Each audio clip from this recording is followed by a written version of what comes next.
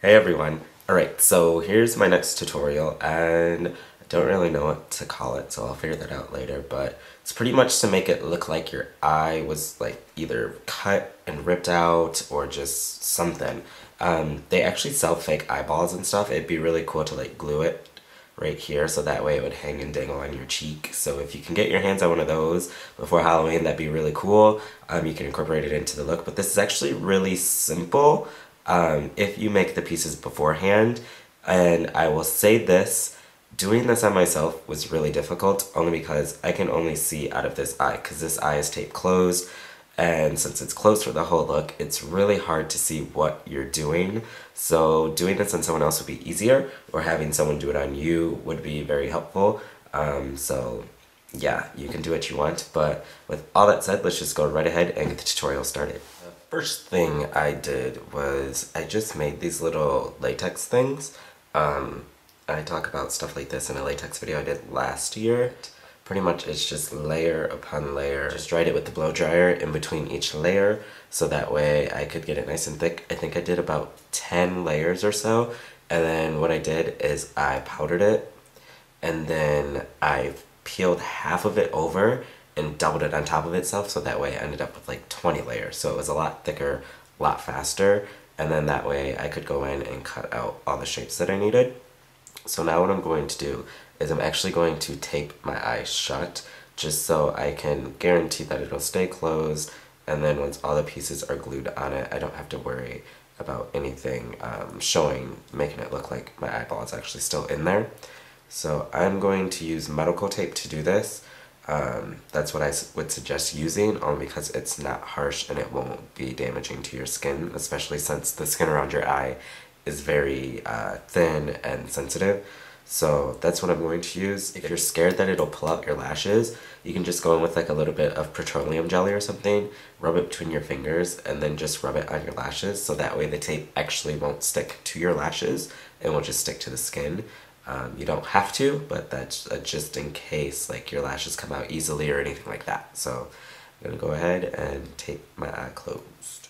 Then you can go in with like a little bit of eyeshadow primer or anything like that, and then put it on the tape, and then I'm just painting over all of the tape with red for right now,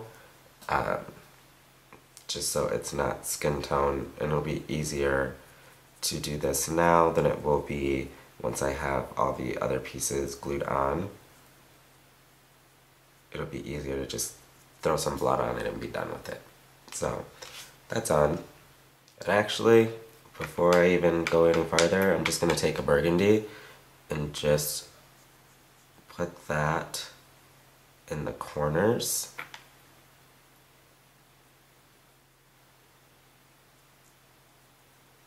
Now I'm going to go in with spirit gum. You really shouldn't use this close to the eye area, but since I'm going to mainly be up here and down here and there's tape like as a barrier, I'm going to go ahead and use it. You can even use liquid latex for this, but spirit gum is a little bit stickier, so I'm just going to take it and then right around the perimeter where I'm going to want these pieces, I'm going to apply this. And then let that dry just a little bit so it can get tacky. Then you're gonna start applying the latex pieces you created. Now, one really good tip I can give you is the inside corner and the outside corner should still match up where your real inside corner is and your outside corner is, to make it look like your lids are actually just open and split and there's nothing in between them. So that's the only trick that I really have for it.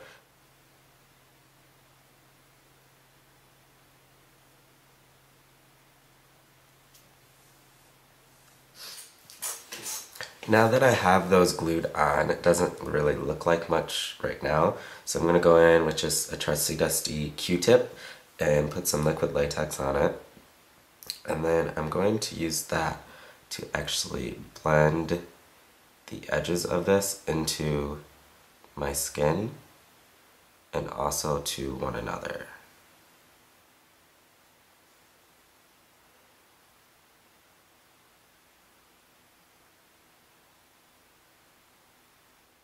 Then once you've given the latex time to dry, you will want to powder it.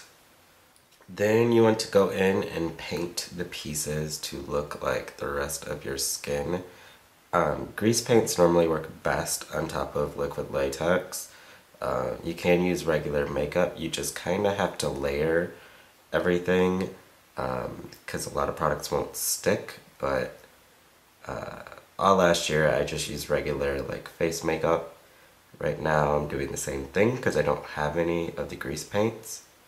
So what you use is going to be up to you, but you can pretty much make anything work. Then, just like before, you're going to want to powder it. So I drew on my eyebrow. I can't tell if it's even. I honestly can't even tell what most of this looks like right now because I can only see out of the one eye. But now that I have my brow on, I'm going to go in with red aqua color from Kryolan. And then I'm just going to apply that to the insides of the cuts. Okay, well that was fun. Since I can't really see anything, now I'm going to go in with the spatula. I'm just going to leave that on my face, by the way. I wiped it off, but I'm going to leave that a little bit on. Now I'm going in with the spatula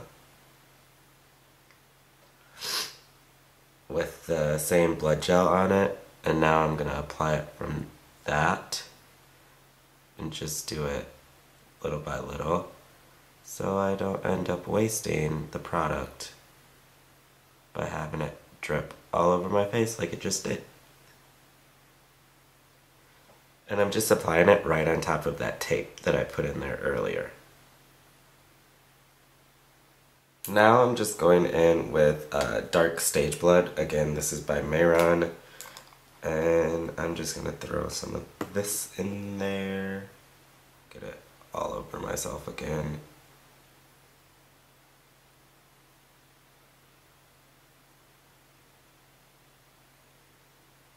And then from here, you would just do whatever you want, any like detail work. So, just going to throw some more blood on. Then to add a little bit extra, I'm going in with a brush and I'm just using a black pigment. And I'm just going to apply that to some of the areas in the eye. Okay, I got a little carried away with the blood, but that's fine. Yeah, that's it. I think it's done. From what I can see, because it's kind of hard to tell, because as soon as I turn my head, I don't know what it looks like. But from what I can see with the one eye, it looks pretty decent, so there you go.